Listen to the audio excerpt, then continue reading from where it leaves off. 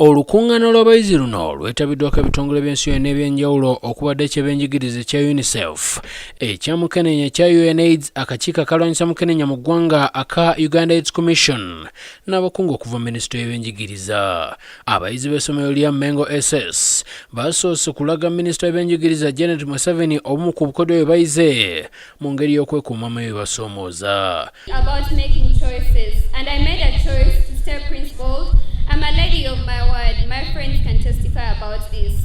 I realized that being in a relationship wasn't a major at this point.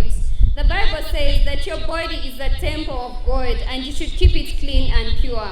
Omukungu okuva mu kitongole ky'ensi yonna eky'ebyenjigiriza ekya UNICEF, Dr. Munir Safiedin, oluvannyuma asomye ekiwandiiko omubadde obubaka obulambika abazadde n'abayizi ku miramwa egy'okwekuumira mu masomero.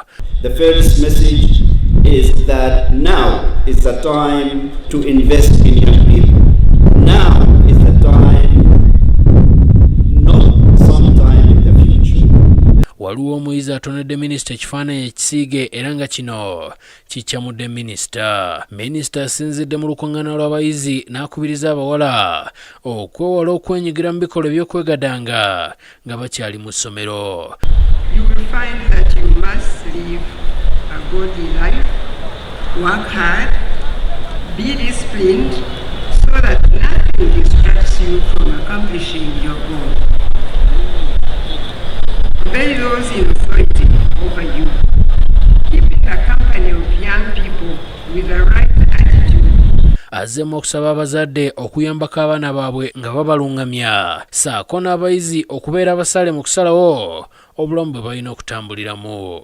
Avoid lazy peer groups that are not serious, who have no purpose in life. Avoid them. Sexual discipline is possible.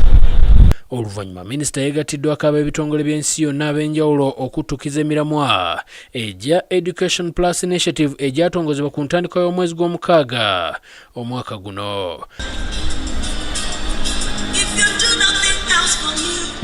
Akulira UNAIDS mu Uganda, Jacqueline Makoka, alaze obukulu bw'abayizi okubaako obukugu bwe bafuna nga bakyali mu masomero. Out of every 5 new infections, 3 are among young girls. And so it's so important for us to keep them in school, and while keeping them in school to ensure that they have life skills. Makoha era ajjukiza abavubuka naddala abawala ku buvunaanyizibwa bwabwe okwekuuma n'okwewala ebintu ebibajja ku mulamwa ogw'okumaliriza emisomo gyabwe. The girls have a role, an important role. Number one, their role is to ensure that they stay safe.